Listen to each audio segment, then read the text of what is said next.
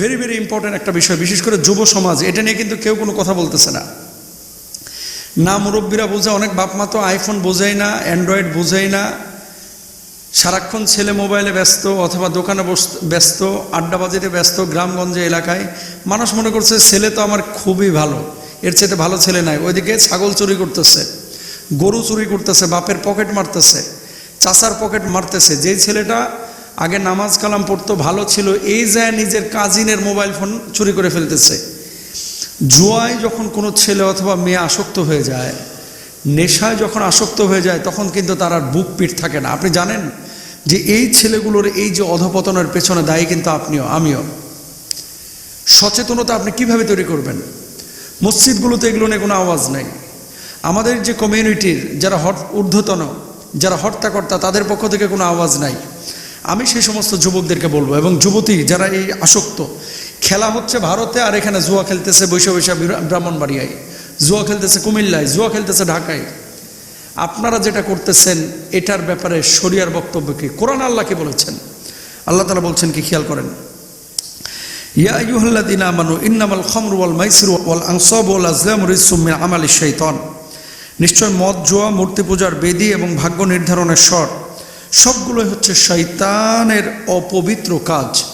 এবং অন্য একটি আয়াতে ইয়াসআলুনাকা আনিল খামরি ওয়াল মাইসির, মদ এবং জুয়া সম্পর্কে যখন জিজ্ঞেস করা হয়েছিল, নবীজিকে আল্লাহ তাআলা বললেন, আপনি বলুন, কুল ফীহিমা ইসমুন কাবীরু ওয়া মানাফিউ লিন-নাস ওয়া ইসমুহুমা আকবারু মিন নাফঈহিমা, যে এই মদ জুয়া দুটোই হচ্ছে অত্যন্ত গর্হিত কাজ। সাময়িকভাবে এটার মধ্যে কল্যাণ থাকলেও এর মধ্যে অকল্যাণের সংখ্যা বেশি। এরপর আসেন 2 নম্বর, কুল্লু মুস্কিরিন খামরুন ওয়া কুল্লু খামরিন হারামুন, প্রত্যেকটি বস্তুই যা নেশা সৃষ্টি করে তাই মদ, আর প্রত্যেক মদই হারাম। তো মদ, জুয়া কোরআনুল কারীমের আয়াত এবং হাদিস থেকে আপনারা বুঝলেন এটা সম্পূর্ণরূপে নিষিদ্ধ একটা কাজ। এবার আসেন, যেই তরুণ তরুণীরা এই যে বিপিএল বলেন, আইপিএল বলেন, অন্যান্য ক্রিকেট কি বিগ ম্যাচ সহ যে সমস্ত ক্রিকেটগুলো ইভেন এখন শুরু হয়েছে জানেন, ইউরোপে আমি নিজে দেখেছি, ব্রিটেনে, ওখানে বড় বড় চ্যাম্পিয়ন্স লিগের বড় বড় ম্যাচ অনুষ্ঠিত হয়। স্পেনে আমি তো লিভারপুলের পাশেই থাকতাম। ভাই বিশ্বাস করেন, এদের কোন দিন খেলা হচ্ছে, কোন দিন বড় বড় ম্যাচ হচ্ছে, বাড়িতে যারা দেখে, খবর রাখে, তারা তাদের ভিতরে সীমাবদ্ধ রাখে। কিন্তু আমাদের মতো এত উৎসাহী না যে যেদিন ম্যাচ আছে সেই দিন মনে করেন খাওয়া ঘুম সব কিছু একেবারে বারণ করে নিজের সমস্ত কাজকর্ম ছেড়ে আমরা যেভাবে একেবারে খাতির জমায় বসে, এরকম কিন্তু তারা করে না। কিন্তু বাংলাদেশে এগুলোকে কেন্দ্র করে এখন জুয়া হচ্ছে। আপনার ছেলে মেয়েকে শাসন করা, ছেলে মেয়েকে নিয়ন্ত্রণ করার দায়িত্ব আপনার। এখন এই জুয়ার কারণে কি হচ্ছে জানেন? এই জুয়া থেকে একটা ছেলে কিভাবে নষ্ট হচ্ছে? প্রথমত, একদিন 2 দিন সে জিতে, তৃতীয় দিন কিন্তু হারার পরে কি করে? টাকা বা উৎস সে খুঁজে, আর্থিক উৎস যখন পায় না তখন মাকে প্রেশার করে। আমরা তো কয়েকদিন আগেও দেখলাম, নেশার কারণে, নেশার টাকা চেয়েছে, মাকে দেয় না, মাকে মেরেই ফেলেছে সন্তান। এই যে সামাজিক অবক্ষয়, এটার জন্য দায়ী কে? এটার জন্য দায়ী আপনি। ছেলেটাকে আপনি কেন বুঝাইলেন না যে জুয়া এটা গুনাহের কাজ, এটা গর্হিত কাজ, এটা পাপের কাজ? মদ এটা গর্হিত কাজ, পাপের কাজ, আপনি কেন বুঝাইলেন না? নবীজি সাল্লাল্লাহু আলাইহি ওয়াসাল্লাম বলেছেন, 3 শ্রেণীর মানুষ যাদের জন্য জান্নাতে আল্লাহ তাআলা হারাম করে দিয়েছেন, এরা জান্নাতে যাওয়া তো দূরের কথা, জান্নাতের গন্ধও পাবে না। এর মধ্যে এক শ্রেণী হচ্ছে মুদমিনুল খামর, যারা মদ পান করে। এখন তরুণ তরুণীদেরকে ফেরানোর জন্য 1 নম্বর কাজ হচ্ছে এই ছেলেগুলোকে অথবা মেয়েগুলোকে যারা দিন বুঝে তাদের সাথে আপনারা তাল্লুকাত করান, সম্পৃক্ত করেন, অথবা তাদেরকে কোরআন হাদিসের কিছু মেসেজগুলো তাদের কাছে পৌঁছান শক্ত হাতে। দরকার হয় এদেরকে যে সমস্ত আপনার ওই যে মানুষকে শুদ্ধ করার জন্য মাদকাসক্ত নিরাময় কেন্দ্র আছে, এই সমস্ত জায়গায় পাঠান। ইচ্ছে করে আপনি আপনার ছেলেকে পুলিশের হাতে তুলে দেন। কারণ কি? এই ছেলেটা আপনার লাইফটাকে হেল করে ফেলবে, এই মেয়েটা হেল করে ফেলবে। তরুণ তরুণীদেরকে বলবো যে দেখেন, তাকওয়া ভিত্তিক জীবনযাপন করেন, আল্লাহর প্রতি নির্ভরশীল হন। ডিপ্রেশন থেকে অনেকে করেন, অতিরিক্ত লোভ থেকে আপনারা এগুলো করেন। জুয়ার টাকা দিয়ে পৃথিবীতে কোনো মানুষ কখনো কোটিপতি হতে পারে নাই। আর যদিও সাময়িকভাবে হয়, হারামের মধ্যে কোনো আরাম নাই, এটা রাখতেও পারে না। এই জন্য মদ, জুয়া থেকে তরুণ তরুণীদেরকে বলবো যে প্লিজ আপনারা ফিরে আসেন। আপনি পৃথিবীতে কেউ আপনাকে মেয়ে বিয়ে দিতে চাইবে না। আর বিয়েও যদি করেন, আপনি কিন্তু ধ্বংস হয়ে যাবেন, আপনার ছেলে মেয়ে সব কিছু ধ্বংস হয়ে যাবে। আপনি কি চান না পরবর্তী জেনারেশনটা ঠিক থাকুক? এই জন্য সরকারকেও বলবো এবং পরিবারকেও বলবো, এলাকার মোড়লদেরকে বলবো, হুজুরদের বক্তাদেরকে বলবো, প্লিজ এটা নিয়ে একটা সামাজিক যুদ্ধ ঘোষণা করেন। যেখানে জুয়া আছে, জুয়ার আখড়া আছে, এগুলো ধূলিসাৎ করে দেন, ধ্বংস করে দেন। আল্লাহ তাআলা আমাদেরকে বোঝার তৌফিক দান করুন। মোহতারাম, একটা ভিডিওতে দেখলাম আপনি নাকি বিদেশে লোক নেন এরকম প্রচার করতেছে।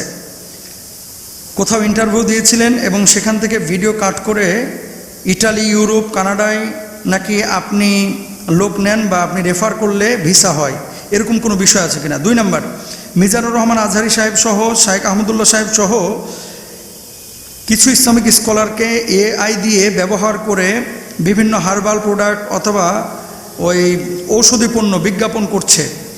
এগুলো নিয়ে আসলে আপনাদের কোনো বক্তব্য আছে কিনা, অথবা যারা করতেছে তাদের ব্যাপারে যদি কিছু বলতেন। ভাই, এটা তো আমার বিপদে ফেলাই দিয়েছেন পুরা। আমি লন্ডনে যখন গেলাম, যাওয়ার পরে একটা অফিস আমাকে ইনভাইট করলো। তো তারা আমার কিছু পেপারস রেডি করে দিয়েছিল, যেখান থেকে আমার স্পন্সর এসেছিল। ভিসা তো দেয় এম্বাসি। এখন আমি গিয়েছি সৌজন্যতার জন্য, তারা সাক্ষাৎ করেছেন হাসি মুখে, আমিও করেছি। স্বাভাবিক, পরিচিত কেউ গেলে একটু ছবি টবি নেয়, এরকম ছবি নিয়েছে। এখন এই ছবিটা তাদের পেজে দিয়েছে যে রাহমানি সাহেব আজকে এসেছিলেন এবং আমরা তার ওই অ্যাপ্লিকেশনের সময় পেপারসগুলো রেডি করে দিয়েছিলাম। ভিসা তো এম্বাসি দিয়েছে। এখন এটাকে মানুষ, এই যে অস্ট্রেলিয়া, কানাডার ভিসা যারা করে, মানে দালাল চক্র, বিশেষ করে ইউরোপে যারা পাঠায়, এই ছবিটা নেওয়ার পরে ওখানে আমাকে ইউজ করেছে যে হুজুর আমাদের সঙ্গে কাজ করেন, যদি আপনি বিদেশ যেতে চান এখানে নক করেন। এই যে হারাম খোরপোনা, এই যে হারাম কাজগুলো যারা করে, আল্লাহ তাআলা এই সমস্ত জালেমদেরকে আল্লাহ তাআলা হেদায়েত দান করুক। তো এই কাজগুলো তো ইসলাম অনুমোদন করে না প্রিয় ভাইরা, এই কাজগুলো ইসলাম তো অনুমোদন করে না। আপনি আরেকজনের সাথে প্রতারণা কেন করছেন? আমি তো ভিসার জন্য কোনো কাজ করি নাই, আমি তো কোনো মানুষকে বিদেশে নিই নাই, আমি তো নিজেও চলে আসলাম। কিন্তু বছরের পরে বছর, মানে গত 1 বছর ধরে, মাসের পরে মাস এগুলো বুস্ট করতেছে। মিজানুর রহমান আজহারি ভাই এবং শাইখ আহমদুল্লাহ সাহেবকে নিয়ে এআই নিয়ে ওই যে দেখলাম আজহারি দাওয়াখানা, আজহারি হেকিমখানা, কি নাম দিয়েছে, এবং এগুলোকে এআই দিয়ে ভিডিওগুলো বানিয়ে এগুলোকে প্রচার করছে। সাধারণ মানুষ তো বুঝে না, এদের কাছ থেকে পণ্য কিনে, প্রোডাক্ট কিনে। আমি আমার ভাইদেরকে বলবো, বিশেষ করে আজহারি ভাই, আহমদুল্লাহ সাহেব, আপনারা আইনানুগ ব্যবস্থা নেন।